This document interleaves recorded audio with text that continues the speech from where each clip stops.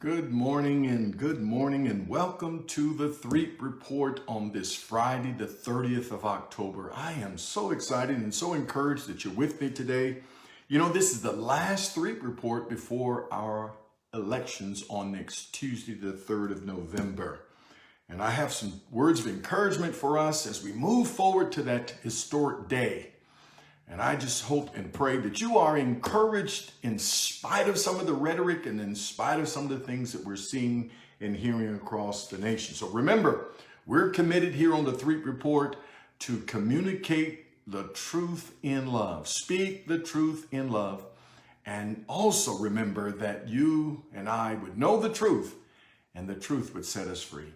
And so I'm committed to that. I'm committed to a biblical worldview. In other words, seeing life and seeing every situation and every encounter through the lens of what the scriptures say. What would Jesus tell us to do? What does the Bible instruct us to do about the many things before us? And I want you to know, behind me, I have the American flag and my Marine Corps flag because I am committed.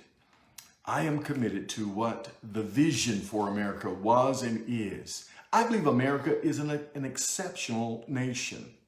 One person says it like that.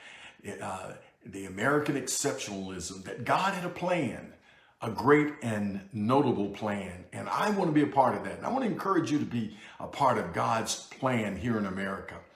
I am a deeply, deeply devoted disciple of the Lord Jesus Christ. I am a disciple of Jesus Christ, but I'm also an American, a committed American. I'm also a Marine, yes, and I'm also a former law enforcement officer. So I'm committed to these things.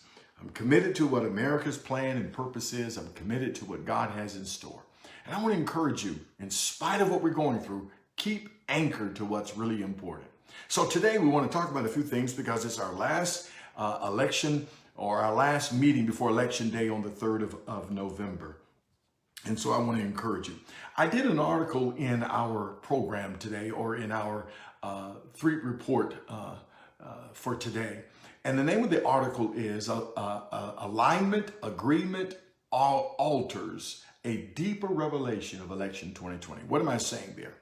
I believe that this election that we're dealing with here in 2020 is more about coming in alignment or an agreement with altars. This is not just about the red team against the blue team. It's not about just Democrats against Republicans. It's not about just those tangible political things. This season is deeper than that. It's about who will you align yourself with? What platform, what altar, so to speak, will you connect with? And I've written out some things. So if you would, please go to my website, leonthreatt.com, and you'll see the article in its entirety. I've written out some concerns and certainly brought a perspective about the importance of properly aligning ourselves with platforms, with belief systems, with ideologies and candidates. I believe that our vote is our witness, our agreement. I believe it's a testimony of what we align or come into covenant with. And I'm very challenged about the notion of coming into covenant with the Democratic Party. I don't shy away from that. I don't hesitate to say that because I believe that our vote does that. I believe it agrees, affirms, testifies that we are in alignment with it. And so if we think about that, go to the article, look at it in entirety. But let me make mention of why I think that's so important. I have one of the voter guides here from the Family Research Council. And you can go to our website also, leonthreatt.com, and you can look at the voter guides that we have there. But it gives a perspective of the different platforms, what they believe and where they stand on the various issues. And your vote, my vote, it's a witness, it's an affirmation, it's putting our signature to what these candidates and what the platforms stand for. Let me give you an example. The Democratic Party, as it relates to, let's say, the presidency, abortion on demand, the Democratic Party says yes. The Republican Party says no, we don't believe in abortion on demand. The Democratic Party believes in supporting or holding on to Obamacare. The Republican Party says no. The Democratic Party says do not move the embassy to Jerusalem. The Republican Party says yes, move the embassy to Jerusalem, which we have. The Democratic Party believes in taxpayer-funded abortion. The Republican Party says no. The Republican Party says build a border wall. The Democratic Party said no. Democratic Party does not believe in school choice. The Republican Party says yes. And it's a huge contrast in where the different parties stand on these issues. I want to make mention to someone or a particular race that is extremely important to me, and that is the governorship here in North Carolina. This is extremely important to me personally because I live here in North Carolina. This has been my home, except for those years that I was in the military traveling beyond North Carolina. But since then, for the last, I guess, for 50 years of my life, I've lived in North Carolina. And so it's important to bring the huge difference between Governor Cooper and Lieutenant Governor Dan Forest. I believe North Carolina needs a new direction. I believe North Carolina needs courageous, principled leadership in which I am confident that Dan Forest brings. I've been deeply disturbed and greatly challenged by the leadership offered by Governor Cooper during this pandemic. One person called it the plandemic. And Mr. Cooper's directives and his mandates have been so in line with the National Democratic Party, a platform of darkness, destruction, and strongholds. And I believe we've got to break that. I believe that Dan Forest will lead North Carolina forward, move us out of this shutdown pandemic. I had something very challenging happen just in the last few weeks. I went to one of my favorite restaurants here in Mint Hill. It's just a small town next to Matthews where I live. And noticed that the restaurant was closed. And we looked on the door to verify that what we were suspicious of, that they had in fact closed. After 16 years in Mint Hill, 30 plus years in Charlotte, a little restaurant called Jimmy's had closed down permanently. And the times we had gone there during and earlier times during the pandemic, we would inquire, how's the restaurant, how's the business? Because it mattered to us, a family-owned restaurant for probably 40 plus years in this region, now closed. And I believe in part because Governor Cooper failed to understand how to make sure that we were safe during a pandemic, which I believe was an overreach, but also how to keep businesses afloat and keep businesses moving forward. And the failure to do that, the inability to govern and lead our economy and lead our communities forward has caused, once again, a business to falter and to be closed. It is this failed leadership that we have seen with Mr. Cooper that is hurting families, hurting businesses, hurting our schools. I want to encourage you, go to our website, look at where Mr. Cooper stands on the issue. For instance, Dan Forest believes that we should not support abortion on demand. Mr. Cooper believes paid abortion on demand. Mr. Cooper vetoed the Born Alive Protection or Survival Act here in North Carolina. We had passed it and Mr. Cooper vetoed it. Dan Forest supports the Born Alive Abortion Survival Protection Act. Mr. Cooper did not support voter ID. The vast majority of North Carolinians voted for a voter ID. Lieutenant Governor Dan Forest supports a voter ID. Mr. Cooper would not support a taxpayer protection pledge, in other words, holding our taxes at bay. Dan Forest certainly supports keeping taxes where they are without increasing. Mr. Cooper supports sanctuary cities. Charlotte tried to be one. Certainly Dan Forest does not support sanctuary cities. I was at remember seeing, if you remember, the debate between Lieutenant Governor Dan Forest and Governor Cooper. And during the debate, Governor Cooper made the statement that Dan Forrest's supporters were the ones rioting in downtown Raleigh. And Dan Forrest's response was certainly historic. Unbelievable statement made by the governor. Dan Forrest's supporters were the ones rioting in downtown Raleigh. I assure you they were not Dan Forrest supporters. In fact, they were Antifa, Black Lives Matter, and Democrat supporters without question. It is this kind of leadership, this kind of misdirection that we've seen from Governor Cooper. It's time to see North Carolina make some changes. Now, let me go back to this article that we talked about, that I wrote on about altars. I saw this powerful presentation or message on the Sid Roth program this past week, or this week. It was actually Wednesday. And he had a guest on name of Francis Miles, Dr. Francis Miles, who was talking about altars.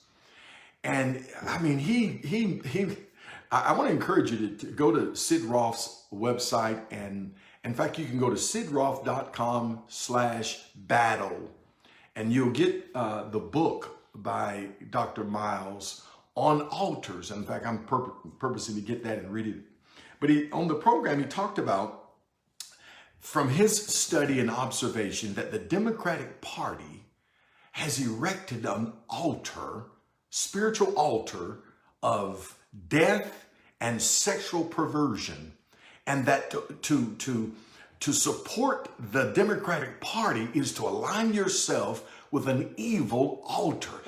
I knew that in some ways, but to hear that worded that way really brought the thing to clarity for me. And I want to encourage you, be careful, be watchful to the platforms. And when you look up the word altar in the sense of a place of worship, it's also a place of sacrifice. And the Democratic Party have shown itself to be a place where the preborn are sacrificed. In fact, it seems to be the number one priority among the Democratic platform, to make sure that there is abortion on demand. Children, or the spirit of Moloch, as Dr. Miles put it, that children are sacrificed to the dead deity, the demonic force of Moloch. And sexual perversion, which was a form of worship to the dead deity of Baal. And these are altars in which sacrifices or worship is being offered. What a perspective. It certainly bore witness to my spirit when I heard that message. Go on sidroth.com, and you can look at that message that was offered by Sid Roth and by Dr. Francis Miles. What a perspective. And I want to encourage you, please be very prayerful about what's going on in our nation as we move to November the 3rd. Now listen to me. I'm almost finished for today. But there's been a lot of report, a lot of concern, a lot of leaders and prophets speaking about what could happen after the election. That there could be rioting and violence in our streets across the nation, certainly in our urban communities. I want to encourage you, my brothers and sisters who's watching the Threatt Report today, to be prayerful, praying that the Prince of Peace, the Lord Jesus Christ, would manifest his peace across our nation, and pray that the spirit of violence, the spirit of anarchy will be broken off of our land, and that we would have a peaceful, respectful, honorable time of elections, and from there we would honor the outcomes of rightful and proper voting. I'm also concerned about the possibility of illegal and misguided voting procedures by some. We don't need that. We want the people to have their voice. Your vote is your voice. But I do encourage you to vote wisely, certainly as brother and sister in the Lord. You should vote biblically. And then pray that our votes would be honored, and that our witness would be respected, and that we would have peace in our land. That's extremely important. I'm grateful for what we have here in our nation, but I am concerned about what could be. So we want to pray. We want to stand our ground. We want to protect our homes. I want to encourage you to protect your families. Be prepared to protect, pray, and stand firm for what is important for here in America and certainly in the great state of North Carolina. So be encouraged. Be encouraged. We talked about platforms. Go to the website, leonthreatt.com. Look at the platforms. Make a wise and informed decision. Communicate and reach out to your family, friends, and loved ones, encouraging them to vote. Stand against that spirit of saying it because the candidates are not perfect and ideal, you shouldn't vote. Please, you should vote and find the candidates that best align to your biblical worldview. And please, those ones, if you have not voted, please vote the entire ballot. The presidency, the governor, Dan Forrest. I supported Mr. Trump, and I encourage you to do so as well. Common sense. Dan Forrest for governor, Tom Tillis for Senate, supporting Lieutenant Governor Mark Robinson, Paul Newby for state justice, and the entire conservative court of appeal. We've put all of that on our website, leonthreatt.com. You can go there and look at those judges. Take that and stand firm. Support certainly my good friend Bill Brawley here in the 113th Congressional District. Also, our good friend Kaylee Thompson for the 100th District. Listen, stay engaged, vote all the way down the ticket. This is extremely important for North Carolina and for our entire U.S. government. Extremely important. The federal seats, extremely important. Stand your ground, vote wisely, vote biblically, pray, my brothers and sisters. This is an urgently important time for our nation and certainly for our state. The next time I talk with you, it'll probably be after the elections next Friday, and we'll be praying that all things go well. Be encouraged, be prayerful. No matter what we see happening in the natural, remember that God is still the Almighty, and He has not relegated His responsibility as Lord and King over all. So be prayerful, be encouraged. Don't be discouraged. Be encouraged. We still live in the greatest nation in all the world, and God still has a plan for America and certainly for our great state here in North Carolina. I'll see you next week on the Threatt Report. Remember, go to our website if you have any questions. If you need to pose a question or comment, you can email me at threattreport@gmail.com. I love you. God bless you. And I trust to see and hear you next week as well. Bye-bye.